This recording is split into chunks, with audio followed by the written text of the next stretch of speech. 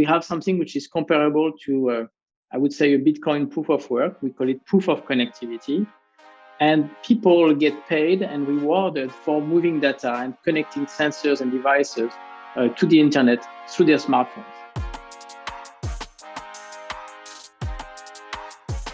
Welcome to Profit to the People, the official podcast of Republic, where we believe you have the power to invest in the future you believe in.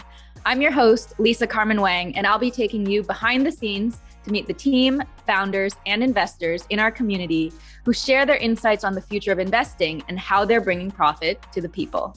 To learn how you can invest, head over to republic.co and follow us on all socials at Join Republic and at Lisa Carmen Wang. Today, I'm here with Micha Benoliel. He's a serial entrepreneur and the co-founder and CEO of Nodle, a global and decentralized wireless network connecting IoT devices to the internet. Prior to founding Nodle, he enabled Skype to launch Skype In and Skype Out and built several ventures and products in the space of telecommunications and networking, including Piperchain and FireChat, the first decentralized messaging app leveraging the peer-to-peer mesh technology. Today, we'll be talking about Web3, decentralized wireless, and how Nodle is building the world's biggest eco-friendly wireless network to connect and secure the Internet of Things. Micha, welcome to Profit to the People. Well, thank you, Lisa, for doing this podcast today with Nodle. Well, great. So I know you built FireChat, one of your earlier companies, for specifically Burning Man. And so that also turned into some really important real world implications in Hong Kong. So tell us about that backstory and how that led to the early prototype of Nodle. So FireChat has been quite an adventure. Garrett and I, my co-founder, so basically we were building a messaging app and we wanted to leverage the peer-to-peer mesh technology that OpenGarden had developed.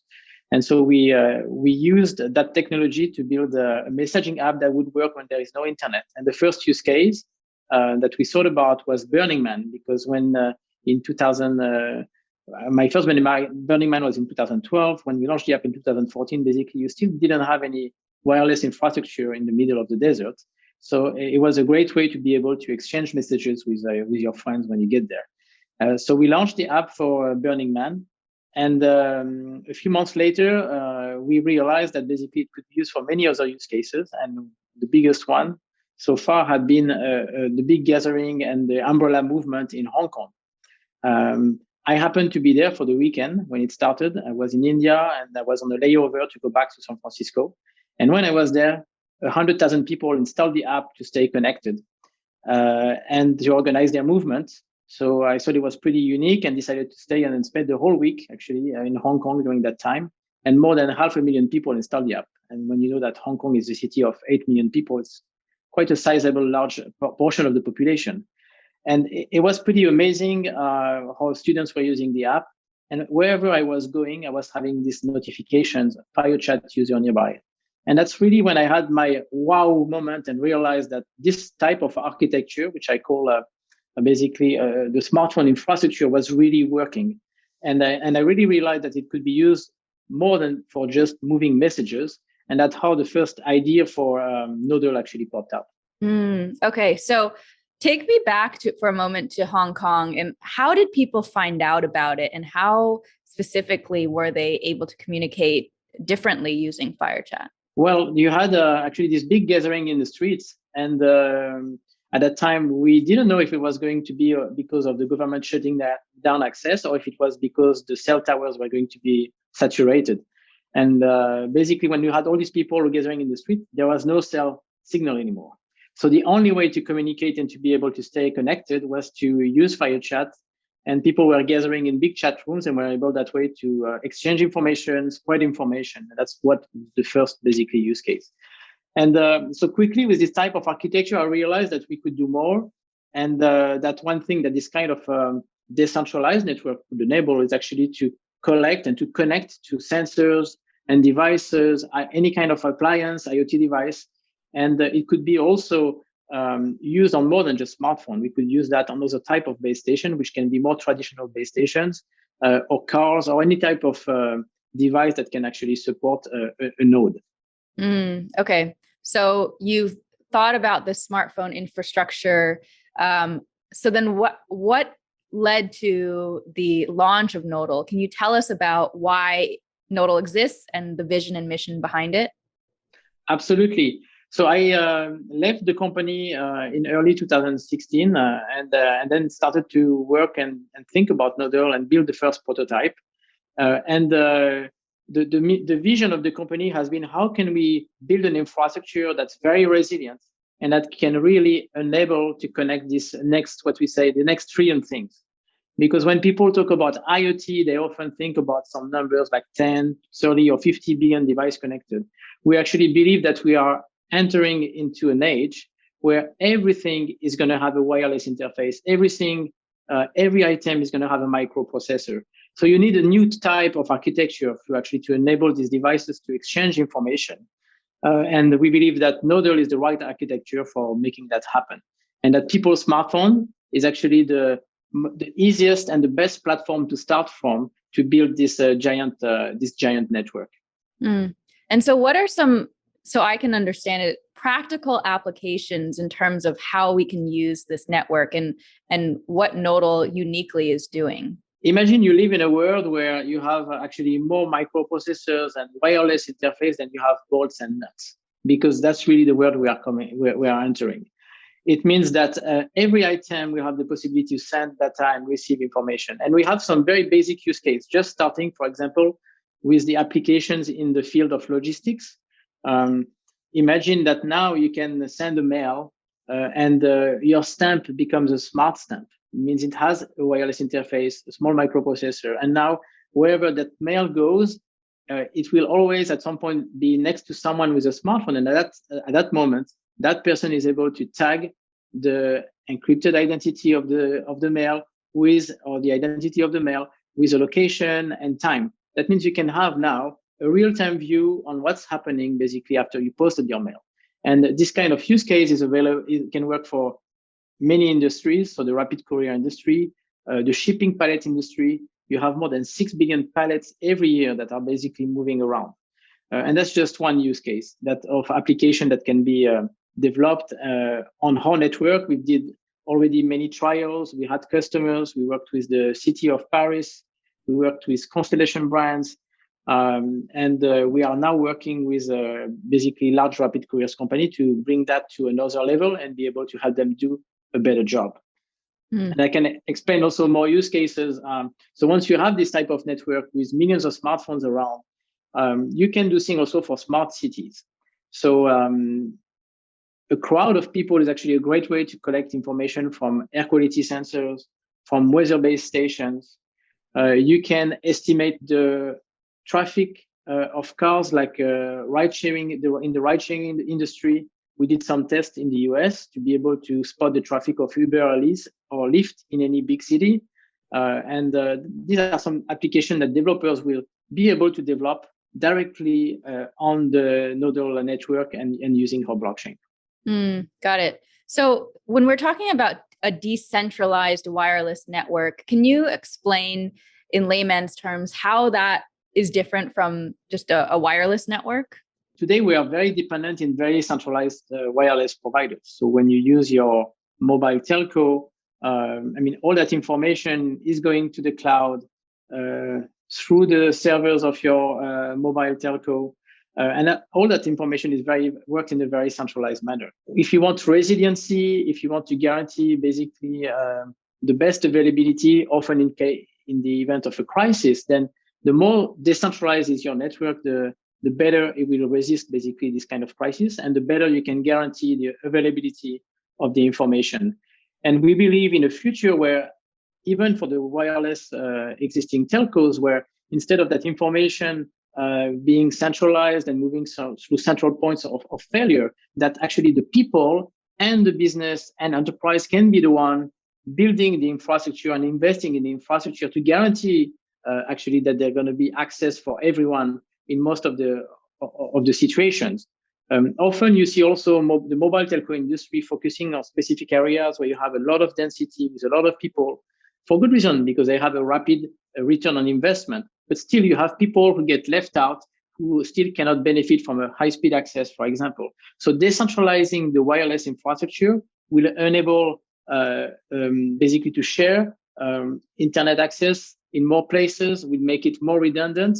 And if we can have the people and enterprise participating and being the one being rewarded and paid for building that infrastructure, then you really build this next generation of decentralized architecture. And I would say that today we have all the conditions for making that happen. And I can go into the details if you want. Yeah. So, well, one thing you mentioned is that people would be incentivized to essentially help build this infrastructure if they get paid. So walk me through a little bit how that's going to work. And I think there's probably one thing that people bring up a lot is around privacy, right? Because even accessing your mobile phone, like how do you address things like that? And how do people really get incentivized through getting paid? Absolutely. So to reply to your first question on the incentivization models. So this is possible because of technologies like blockchain and cryptocurrencies. It wouldn't have been made possible before. So now you can have a system, and we have something which is comparable to, I would say, a Bitcoin proof of work. We call it proof of connectivity. And people get paid and rewarded for moving data and connecting sensors and devices to the internet through their smartphones. So, for example, when you install the Nodle Cash app on your phone, you create an account, you get live. It takes less than a few minutes to basically have the app live and running. And your phone is turned into a node. And each time you connect to a sensor or to an IoT device, the systems basically pays you for being a node active in the network. And that's amazing because that was not possible before crypto and blockchain. So these technologies are enabling a new way to build a wireless infrastructure. And I think it's going to be more and more disruptive. We do it today for smartphones. We start with smartphones, but like I mentioned before, this is going to go beyond smartphones. It's going to be the case for routers. We already have a partnership with Cisco Meraki. It's going to be the case also for a cellular base station or small cells. And I can't wait to actually have our protocol be run on 4G or 5G cellular base station, and base station that will be owned by enterprise, small communities, or people like you and me. And to touch on your second point, which is about privacy. So privacy is really at the core of everything we develop. And when we say, and our vision is to connect the next trillion thing, then it becomes even more actually an important point. And we believe that's why decentralization is so key. I mean, we can decide as a society to live in a world where we don't change anything, everything remains centralized. But actually, centralization compromises a lot your privacy and security. When you start to decentralize things, you can address better these problems of privacy and security. So we put a lot of care, basically, in making sure that the data that moves through your phone is encrypted. We put a lot of care to bring to manufacturers of devices and IoT devices solutions for them to protect the identity of their devices and to actually encrypt also the traffic of their sensors or IoT devices.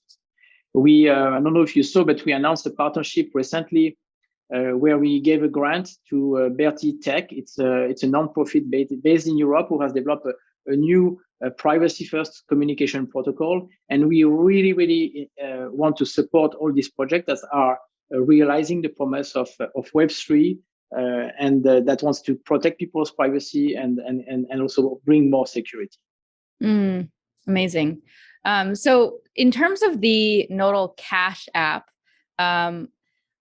so basically what I understand is that anyone with a smartphone can earn crypto, can earn Nodle tokens.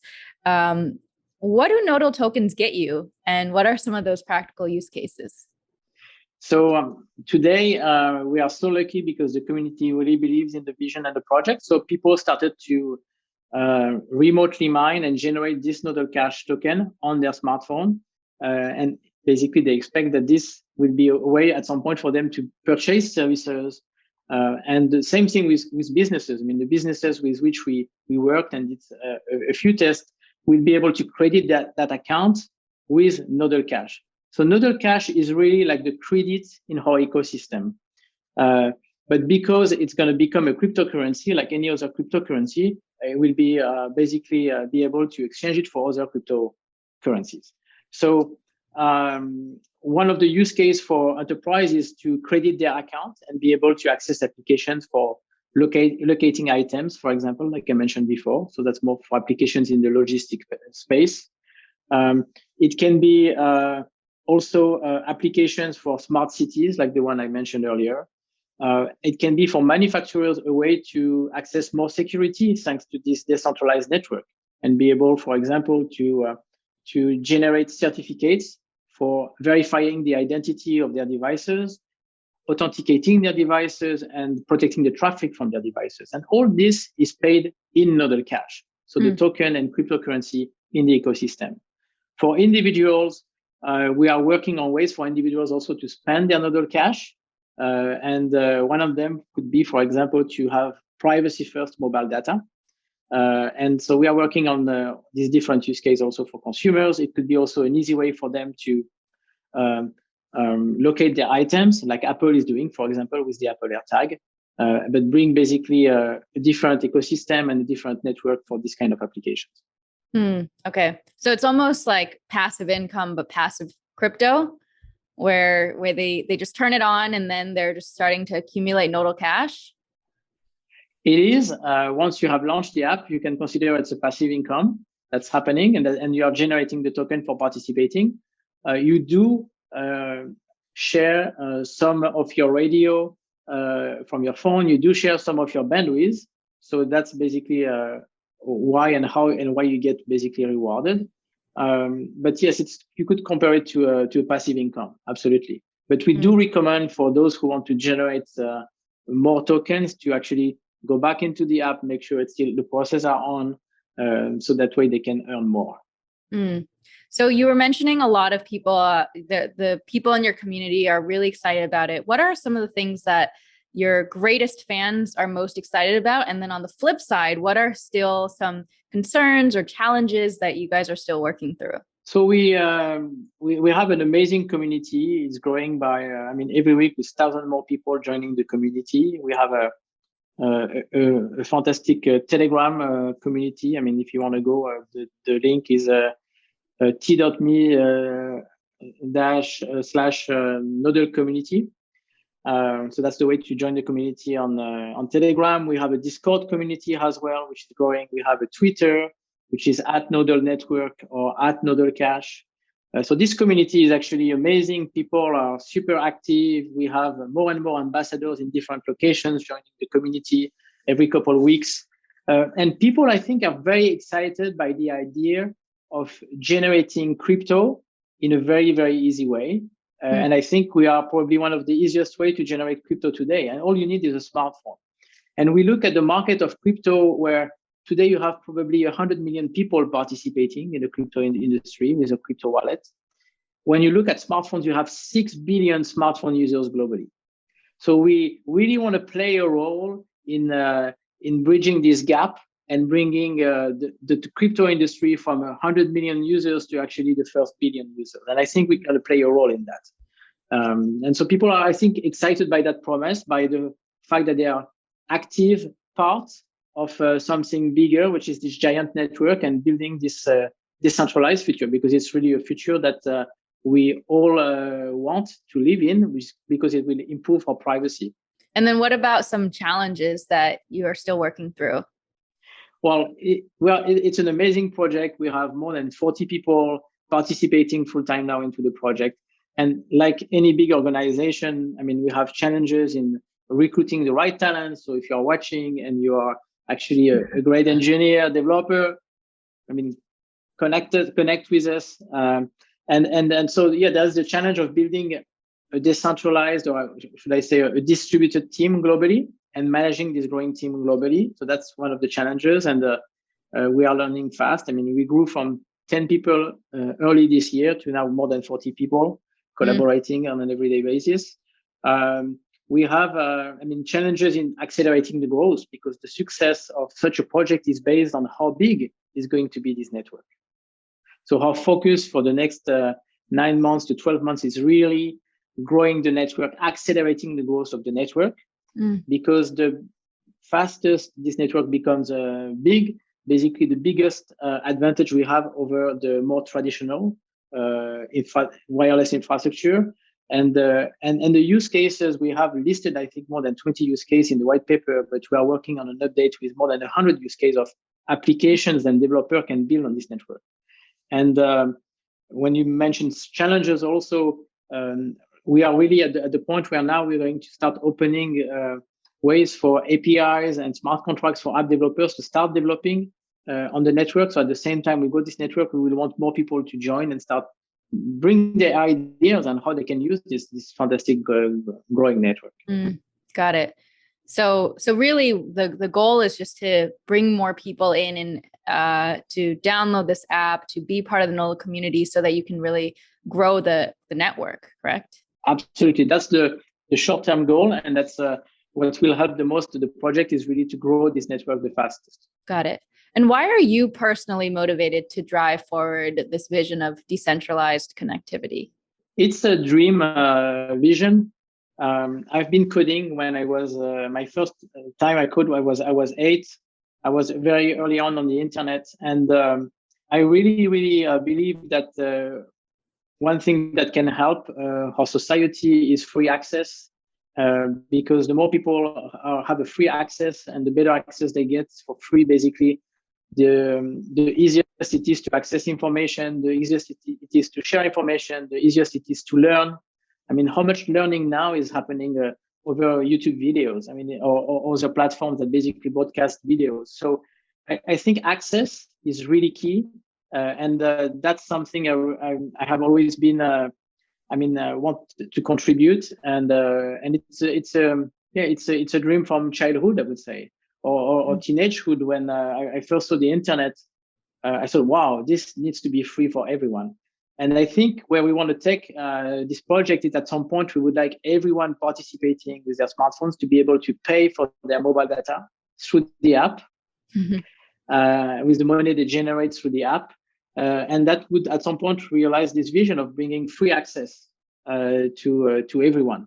That's something we really have in our heart, and we put that actually kept the high energy in the company and also kept the company together to go through these difficult moments we had sometimes in the past years. I mean, we have been on for 4 years, and even if this year we are growing, we had some very challenging moments in the past. I mean, now we have new challenge, but they are, I think, more fun because it's about growing and basically executing on this vision of being a decentralized network and at some point free access for everyone. Yeah. I mean, the free access mission is very aligned with profit to the people. So giving everyone access to the returns, the profit, the power to really build the life that they want. The other thing that I think is really interesting about Nodle is that it's built on something called Bluetooth Low Energy Network, or BLE. And how does this work, and how does this enable Nodle to be considered the biggest eco-friendly wireless network? Very good point. So Bluetooth Low Energy is the common wireless interface that you use when you use your headphones or you connect your smartphone to a wireless speaker. Its use, as its name tells, it's very little energy. I think it's more than 30 times less energy, consuming less energy than Wi-Fi, for example. And more than 50% of all IoT devices that get shipped to the market actually already have a Bluetooth Low Energy interface. And since it's a standard, there is a very codified language that device can use to talk to each other, which is called GATT. It's very easy for this device to connect to our network. People who use the network are always very surprised because it just takes less than an hour to do the provisioning of their device on our network. And after that, they can start to actually receive, for example, a location or data coming from their devices that are spread out.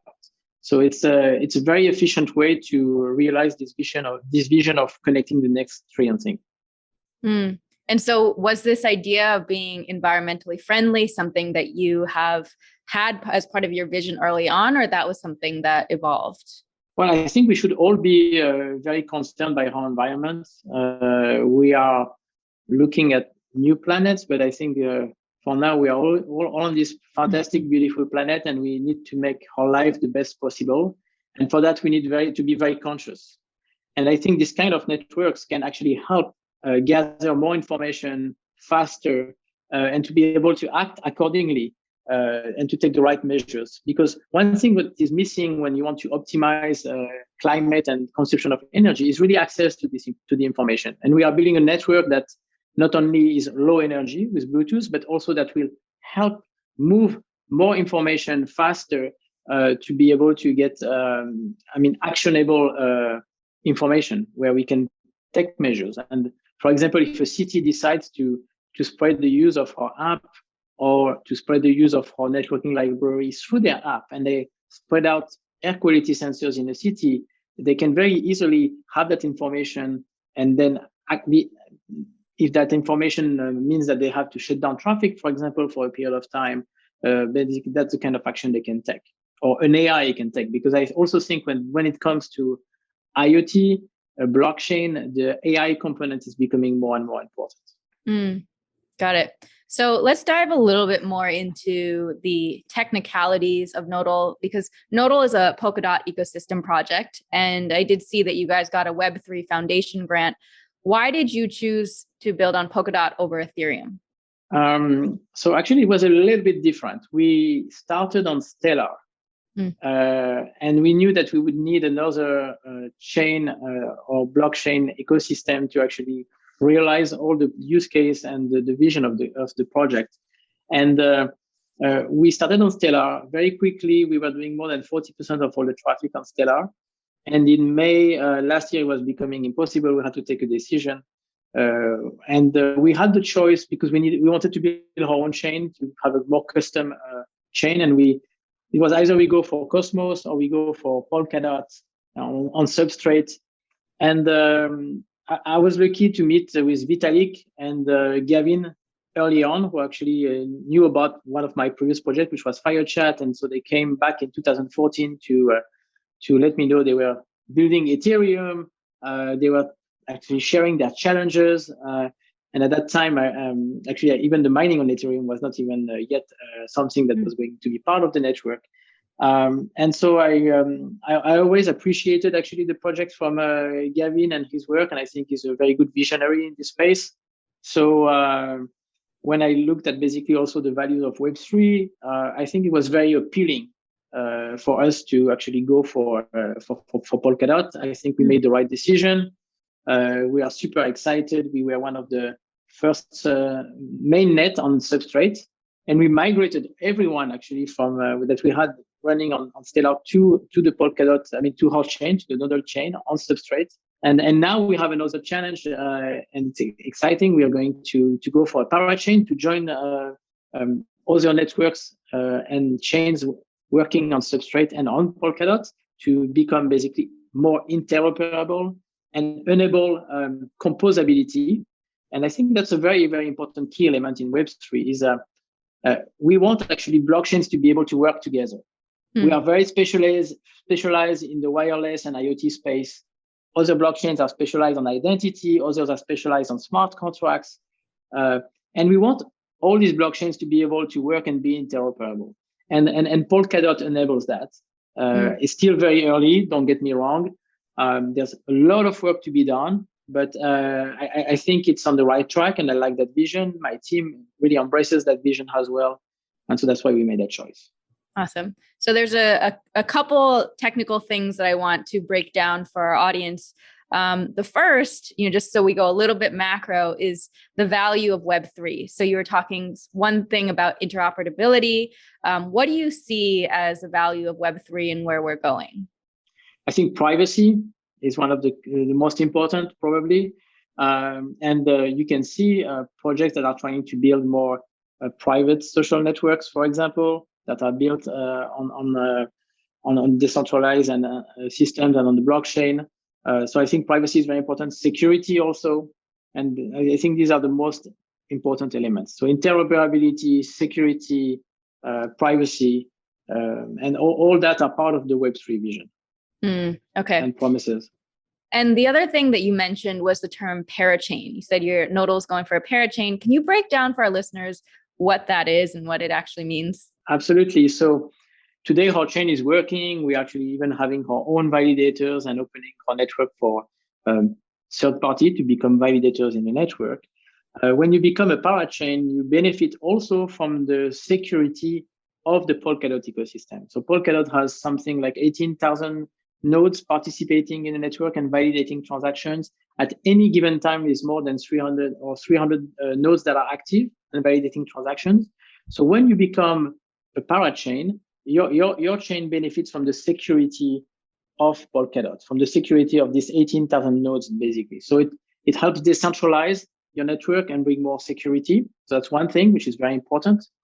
The other important point is your token will be able to be swapped, and your services produced on your chain will also be able to be used by other chains and other ecosystems. And that's a very important, I think, element, which is interoperability. Mm-hmm. And I think Polkadot is really at the forefront of this interoperability between chains. And then another important point is when you have these different chains who are going to become parachain, build their own ecosystem, they can also customize their chain and their services faster and according to the need of basically their own industry. And that's something very unique to the Polkadot ecosystem. So instead of having in the Ethereum world one chain basically that rules all the services and where everything happens on one chain, then you have different chains working together, collaborating, and being able to be interoperable. Got it. So it really just enables more of that usability across different systems because you're able to have the users use it and swap it for different blockchains. Yes, for different services on different chains. Absolutely. Awesome. And then I know that the Nodle crowd loan campaign is launching.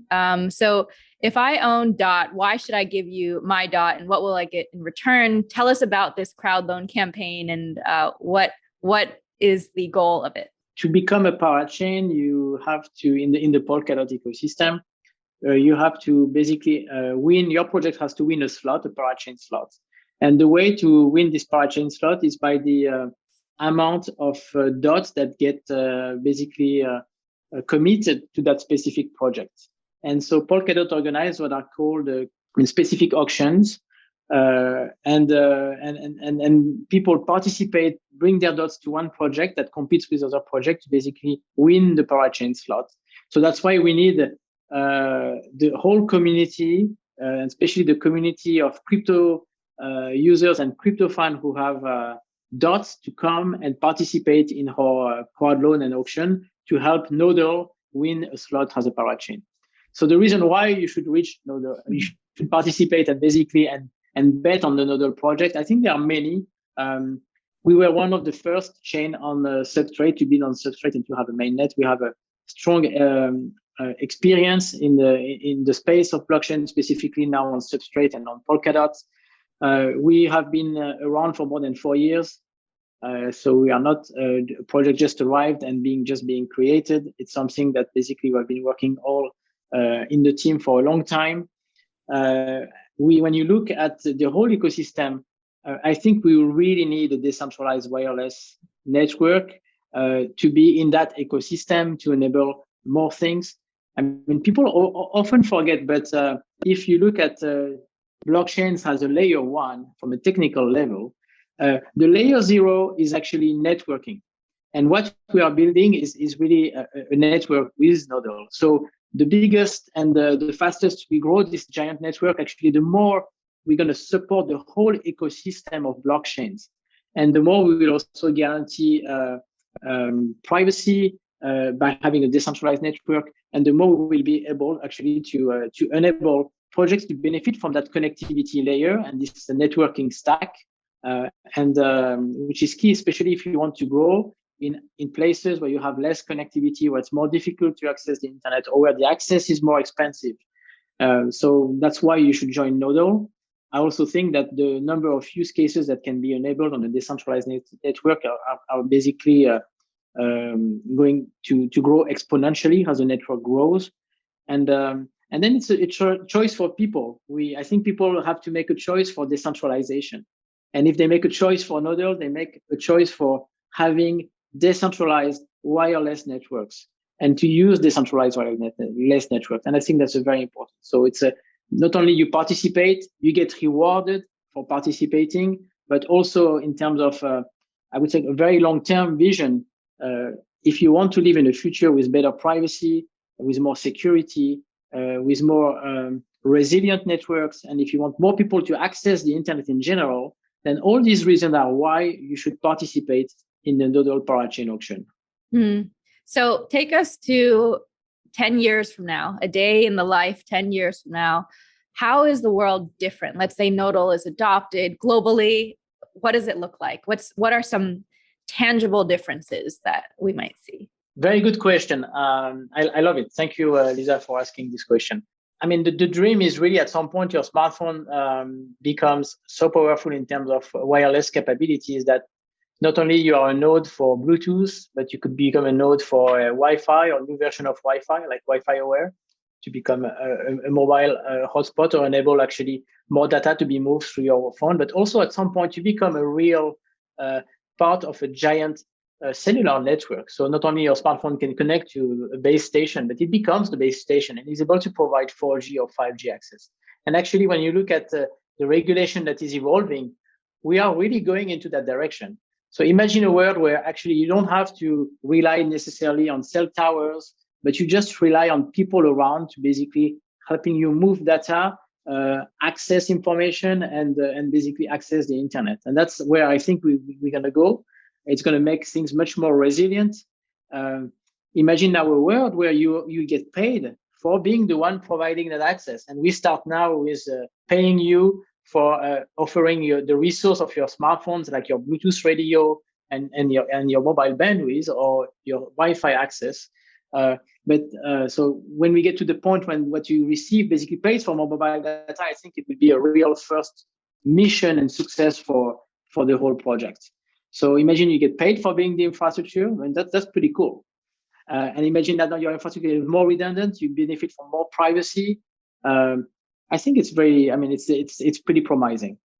Awesome. Well, I love that vision. And that brings us to my final question for you, which is, what does profit to the people mean to you? Wow. So, profit embodies a lot of things. There is obviously the economic notion of profit. So yes, we want people to generate money and to generate cryptocurrency when they become a node in the network and basically realize that profit and be able to use it for whatever what they can want them to spend it the way they want, basically.